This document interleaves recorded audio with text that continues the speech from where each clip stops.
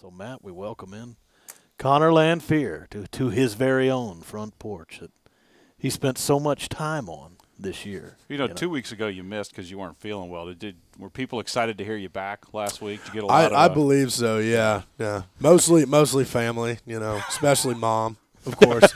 She's always my number one fan, without a doubt. But no, yeah, it's good to be back. I missed being on a couple weeks ago. And as tradition, you get to introduce your victim this week. I mean, your guest this week. The guy who won the all-out brawl to join you here today. That happens amongst the team. Exactly. No, brought in a good friend of mine. He's been a heck of a team player. He's a guy that comes to practice, gives it his all every time, and can always count on him to show out in games. A great senior as well, Jarrett Johnson. So Howdy, thank everybody. you. Thank you for being here today, man. I appreciate it. Welcome my first to the time on the front show. porch, I'm not really – I don't know what to expect, but I think I wouldn't guys expect show much. up expecting like wood floors and a rocking chair and like this is a pretty banjo good. This is a for pretty us good to setup, play. man. It's Yeah. not too bad. We're not too bad in here. Yeah, I tell you, that intro was probably your best you've given all year. You think so? Very stark you should contrast. feel very good Yeah. about it, Jarrett. Yeah. Last week, Jarrett, it was like, oh, I brought this idiot Gillespie again. Yeah. That's the second time. It Yeah. was just hilarious. It was When I introduced Eric, it was like, I just caught this fat guy wandering around the hallway. So, hey, come on in.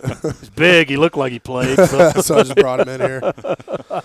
but so we've got Connor Lanfear, Jarrett Johnson with us here on the front porch to start the Wednesday edition. Jarrett, you're coming off a senior night, and was it all you thought it would be the final time you play on Kyle Field Saturday against New Mexico? Yeah, it was everything. The crowd was in it. They were all, there to watch us play. And it was a packed house. And my teammates, they gave me everything that I asked for. I just asked them to go out there and play their hardest and their best because the last thing you want to do is finish your last home game with a loss to anybody.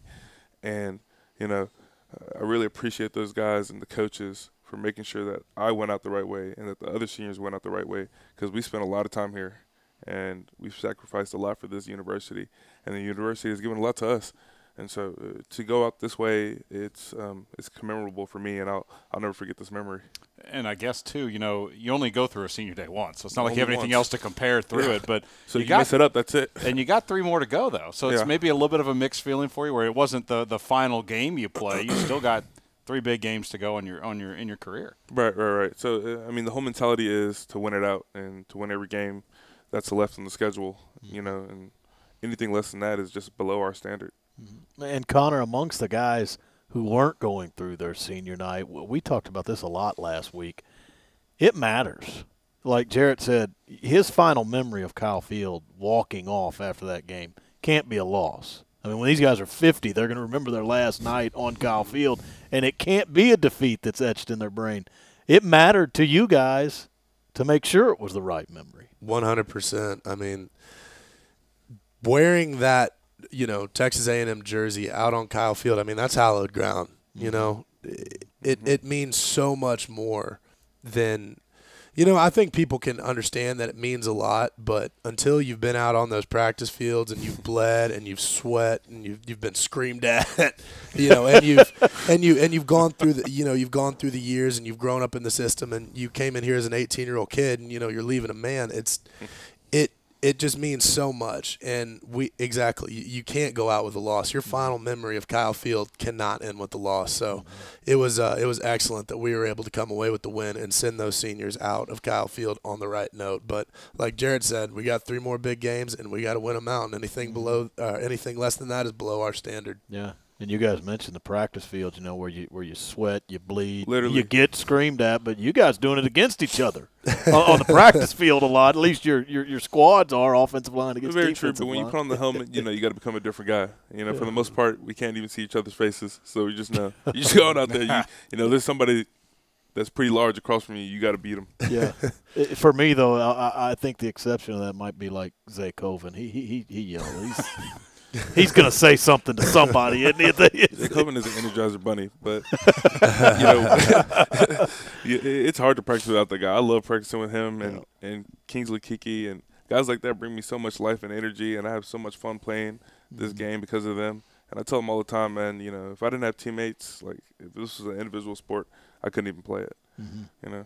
It's I know you're the offense's biggest fan on a Saturday and you're the defense's biggest fan on a Saturday. But there's got to be a fun rivalry in practice, a lot of friendly jawing throughout a week or really throughout a camp. And as you kind of go through, the offense, defense get after it a little bit there in practices. I mean, you're out there smashing into other guys. You're hitting each other as hard as you can. It's competition, Sometimes tempers flare, and you jaw a little bit.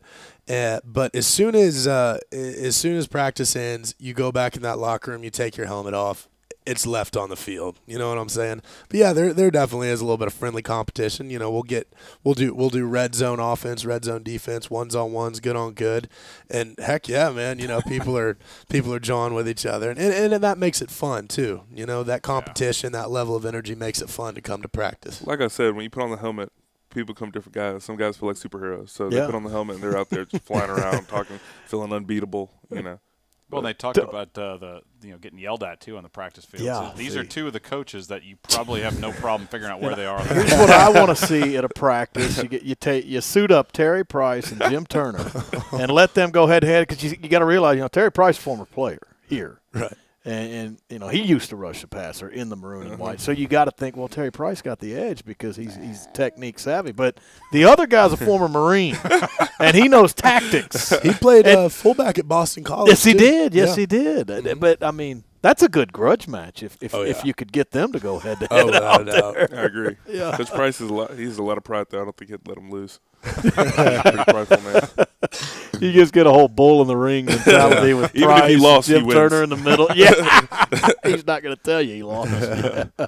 We've got Connor Lanfear and Jarrett Johnson here on the front porch to start us off on Studio 12. A&M fans, for all your printing large format sign and mailing needs, call Alpha Graphics of Bryan College Station, the preferred printer of Texas A&M Athletics. You can call them at 979-779-1234. And Connor, it was a pretty good offensive show on Saturday night with Nick Starkel at the controls, throwing the ball downfield, big explosive plays. Do you feel like he got the start now? Maybe you get into a little rhythm with Nick, and it's something you can carry into Ole Miss this next Saturday night on the road. I mean, without a doubt, Nick brings a whole lot of things to the table that we're really going to be able to utilize. We executed very well on Saturday night, and I think that was a difference. Obviously, we had some players on our team that had a very high level of talent as compared to some of the guys on their team. I'm not saying they didn't have talented guys, but maybe we had a few more on our side. Mm-hmm. But I think the biggest difference was that we came out there and executed. And, Nick is a very vocal guy. He commands the offense very well. You can hear confidence in his voice when he's in the backfield. And, I think there's a lot of good things that he did this past week that can definitely carry us through the rest of the season. Mm-hmm. And Jarrett, for you guys, I think, with the quarterback shift and with the fireworks the offense put up, no one really talking about the performance you guys had out on that field against a kind of a different offensive front that you don't normally see a lot of. How proud were you of your guys' effort against a sort of a unique offensive attack that they had to really completely shut them down all night? Yes, I was really proud because, like you said, it's not an offense that we've seen. Quite frankly, I don't think I've played an offense like that since I've been here. And, we had a whole new defensive game plan a whole new call that we've never worked before. And, we just ran that all week. And it was a very simple game plan, but it was fundamentally sound. You had to be sound in what you were doing, your technique, whether you're a quarterback player or a pitch player. And those guys, they really stepped up, and they brought it. And you can look at the statistics and see that. And so I'm proud of them for coming out with a new design on defense and being able to execute it so well. Mm-hmm. Because you play 2 games in a row where Auburn and New Mexico, they kind of do things in the backfield. You don't see a whole lot of it. Is it all about don't bite for something you're seeing in the backfield and get out of position? Because the moment you do, that's when those teams want to hit you big. Absolutely. So it's actually quite simple. You have a key progression no matter what position you're playing on defense. You have a key progression. You look at your near man as far as the D-line goes. You look at your near man, and then it starts progressing from there. Mm-hmm. And so as long as you follow that progression, you'll be fine every time. Mm-hmm. It doesn't matter what they do in the backfield, no matter – any kind of window dressing doesn't even play in effect. Mm-hmm. You glad you guys don't run this option offense. Is that New Yeah. Mexico stuff? I'm pretty happy. I'm pretty happy with our Yeah. offense now. Pretty happy about it too. Yeah. Oh, I always think it's just there's a lot going on with that team, and the backfield motions, and they want to run it and stuff. I'm always like, that makes it almost look hard for them to even do it, and execute it. But Yeah, I was never a fan of those kind of offenses. You put your Yeah. quarterback at so much risk, and that's the guy who you need to really lead the offense and throw the ball around. yeah, because if you notice, they had 3 quarterbacks that had considerable stats. Yeah. You put those guys at risk, or you got to keep interchanging Exactly, quarterbacks yeah. all night. But off to Oxford and Ole Miss up next. Back on the road again, and it's interesting. Like Matt said to Jarrett earlier, the home season, it feels like it ends a little bit early this year because you're going on the road for Ole Miss, then you go to LSU, and obviously the bowl game won't be here. That's another road trip, but it's a longer one. I mean, it's like you're packing your bags, Connor, to just get out on the road now and be away from home. Is there a mentality that comes with that? Well, absolutely. We talk about finishing all the time, and this is the final stretch of the regular season. So, like you said, we're going to pack our bags, come to work every day, and try and finish out this season the right way. Mm-hmm. Jarrett, for you, it's kind of a little off the field here. Regular listeners of the Front Porch understand what this man here enjoys to do when he's got his downtime. What are some of the things you like to do? I would assume it's not necessarily hunting, fishing, shooting things. At least with, not to the level of that guy. Yeah. I mean, I've always wanted to learn how to hunt, or I don't know if learn's the right word, but I wanted to go hunting. So, Connor, you got to take me out sometime. All right. I can do that. You know what? I'm just going to have to schedule just some kind of big trip where I'm like, all right, you know what? Everyone that wants to learn, just come on out here with But me. see, here's the problem And let's with go. Connor. Connor's not hunting 101.